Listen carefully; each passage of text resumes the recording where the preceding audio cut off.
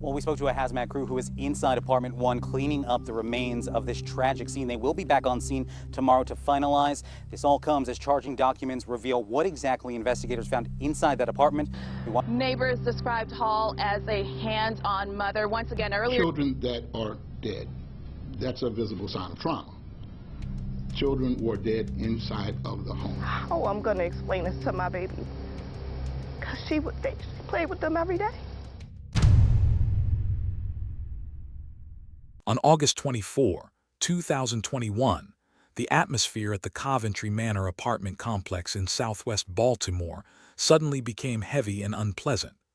Each hallway, which was familiar with the musty smell of old buildings, was now covered with an unusual, haunting odor that residents could not bear. Many people began to worry. Some thought it was just a leaking water pipe. Others suspected there were dead animals in the walls.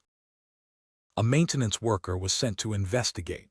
After following the strange smell, he discovered that the source seemed to be apartment 1B on the ground floor. The door had been closed for many days, with no sign of anyone entering or leaving. The residents' anxiety had now turned into suspicion. The moment the door opened slightly, no one expected the shocking discovery they were about to make. Inside the apartment, the dim light fell on the cold scene, where two small bodies were in a state of disrepair. The scene left everyone present in stunned silence, and soon the entire Coventry Manor community was plunged into indescribable grief. The small apartment quickly became the focus of Baltimore police and the city media. This is the story of a mother who fought hard to regain custody of her child, but then became the center of an unexpected tragedy. A family tragedy, a harsh truth with too many unanswered questions. Davin Thomas and his little sister, Daneria, were familiar faces at Coventry Manor. Davin, just 8 years old, was a gentle and affectionate boy. He loved animals, spending hours caring for them or playing with them. He was a well-liked child among his neighbors. Daneria, only 6 years old, has a radiant innocence. Her smile lights up the old hallway, and her friendly personality makes her loved by everyone. Many residents remember Daneria as a fresh breeze. Every time she appears, she brings comfort to those around her. The two siblings are inseparable. Their laughter used to be a familiar sound, dispelling the gloom of this old apartment building. The person most closely connected to the two children is their mother, Jamaria Hall, 28. Hall has a troubled past, having been charged with arson in 2018 while her children were still in the home. After serving her sentence, she returned to normal life. And despite her past, Hall regained custody of the children, as their father did not attend the custody hearing. In the eyes of many, Hall's presence with his two children was the hope of a complete home. But it all vanished. The tragedy at Coventry Manor caused that hope to collapse, leaving behind an inconsolable pain for the community and for those who knew this small family. At Coventry Manor, their small family image has created contrasting impressions. Jamaria Hall, the mother, is often commented by neighbors as quite closed.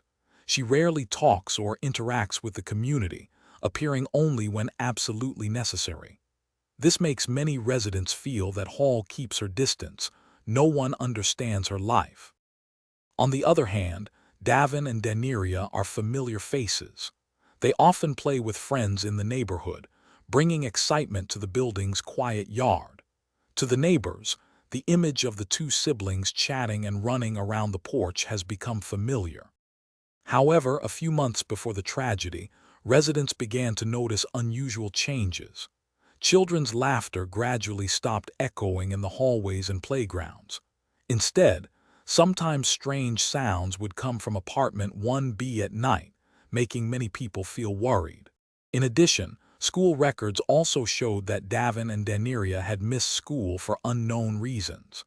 This caught the attention of teachers and neighbors, because both had previously been regulars in class. These signs, though scattered, combined to form a picture of a home with many problems that few people really understood. On the evening of August 19, 2021, The quiet atmosphere of the Coventry Manor apartment complex was suddenly broken by a sound that caught the attention of many people. A resident living near apartment 1B said that they heard Daneria's voice ringing out, full of worry. "Mommy, no." After that moment, the two little brothers suddenly disappeared. In the days that followed, residents continued to see Jamaria Hall going in and out of the apartment. Some even noticed her taking her children's clothes and some of their belongings outside. But what made everyone confused was the unusual disappearance of Davin and Daneria. There was no more laughter in the playground, no more small figures chattering in the hallway. The prolonged silence gradually made neighbors feel uneasy, although no one could imagine what was hidden behind the door of apartment 1B. By August 24, 2021, the situation could no longer be ignored. An unpleasant odor permeated the ground floor hallway, prompting residents to alert building management. Maintenance workers were dispatched to investigate, and when the door to apartment 1B was opened, a shocking scene emerged. Two young children were lifeless. In less than a week from the moment, a little girl's distressed cries were heard, to the brother's mysterious absence. To the heartbreaking discovery, the entire episode left a profound shock to the Coventry Manor community and the city of Baltimore. Upon entering the apartment, the police quickly took note of the conditions inside. The room was stuffy, the furniture was in disarray, and the atmosphere suggested that the place had been abandoned for days. In the bedroom, they found Davin lying in a sleeping bag, his body motionless.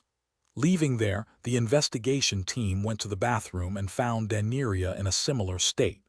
Since both bodies were already in an advanced state of decomposition, the crime scene was handled with extreme caution. Police immediately cordoned off the entire area, erected security barriers, and notified the forensic investigation team to take over.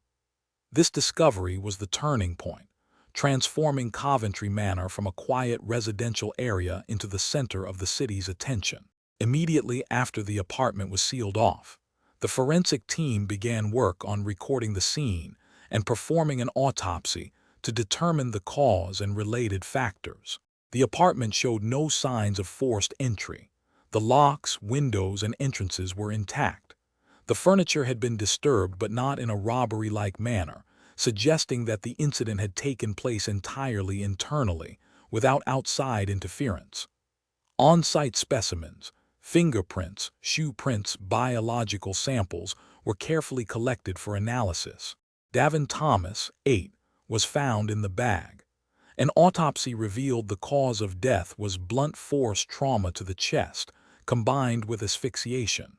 The state of decomposition confirmed he had been gone for several days before he was discovered. Daneria Thomas, 6, was found in the bathroom. She was strangled with a piece of clothing. Her body was also in an advanced state of decomposition, which coincided with the time period when both girls had been absent from the residence. The DNA and fingerprint results on key pieces of evidence including plastic bags and clothing all matched Jamaria Hall. These results ruled out the possibility of an outside perpetrator and focused the investigation directly on the mother Jamaria Hall. This was a crucial turning point, creating a scientific foundation for the next stages of the investigation. Immediately after collecting forensic evidence at the scene, Baltimore police began to reconstruct the entire incident. The first thing they did was check the security camera system around the apartment complex. The images captured revealed an important detail. After August 19, the night neighbors heard Daneria's screams. Jamaria Hall continued to enter and exit apartment 1B many times. But from that point on, no one saw Davin or Daneria again. Testimonies from neighbors and acquaintances added to the suspicions. Many said Hall often acted strangely, sometimes talking to himself, other times acting erratically. Some residents claimed they had heard arguing and crying coming from the apartment at night. Along with these accounts, police also reviewed Hall's legal records. The 2018 arson incident when the children were still in the home was quickly added to the record. Child Protective Services, CPS, documents also showed that the family had been involved in an intervention, reflecting the risk that had existed for years. All of these pieces gradually formed a clear picture. The two children disappeared without a trace, while the mother continued to appear regularly around the apartment. The instability in behavior, combined with the past of many warnings, led the investigation to focus directly on Jamaria Hall. On the afternoon of August 24, 2021, after the scene was sealed off and the initial investigation revealed many suspicious results, the police quickly launched a search for Jamaria Hall. Shortly after, she was discovered near the Coventry Manor apartment complex. The escort took place in absolute order. Hall did not resist. The young woman walked through the police encirclement, her face cold, her eyes blank, almost devoid of any emotion. Her unusual silence made many witnesses shiver because it was in complete contrast to the shocking atmosphere outside. News of the arrest spread like wildfire. Residents around Coventry Manor were stunned, and the entire city of Baltimore was shocked. Jamaria Hall, a mother who had been largely overlooked in her community, was now the center of an unexpected tragedy. The moment she was loaded into a police car not only closed the initial phase of the investigation, but also opened the next phase, the testimony that would shape the entire picture of the case. At Baltimore Police Headquarters, Hall was taken into an interrogation room. Under heavy circumstances, she admitted that she was the one who killed her two children. This information was recorded in charging documents, becoming an important piece of the case file. However, Hall's words were disjointed and incoherent. She did not explain clearly the reason, and her sentences were broken. Investigators quickly noted her instability and raised doubts about her mental state. Many people who reviewed the documents also agreed. Hall seemed to not be in complete control of her thoughts. From these contradictory statements, the case took a complicated turn. This was not only a purely legal story, but also became a difficult problem for the prosecution. Was Jamaria Hall capable of being held criminally responsible, or would her mental state change the entire direction of the case? As they built their case, police and prosecutors focused on key pieces of evidence. A knife seized from the apartment had fingerprints that matched Jamaria Hall's. Security camera footage also showed her entering and exiting apartment 1B several times after August 19, when neither Davin nor Daneria were seen. Neighbors' accounts added to the picture. Some still remembered the desperate sounds of Daneria on the evening of August 19. Down there was picking these kids up and they was crying. And one kid said, "Mommy, no, mommy, no, mommy." And I heard a little boy through the floor was kind of crying. And right after Meanwhile, Hall's old records were also examined, from the 2018 arson incident to CPS intervention reports. All showed that the risks in this family had been warned about long ago. By piecing together every detail from forensic evidence, camera footage, to witness testimony, the prosecution built a solid chain of evidence. From there, Jamaria Hall was officially indicted on 2 counts of first-degree murder and a charge of child abuse resulting in serious consequences. This was a key legal step, laying the foundation for the entire trial process that followed.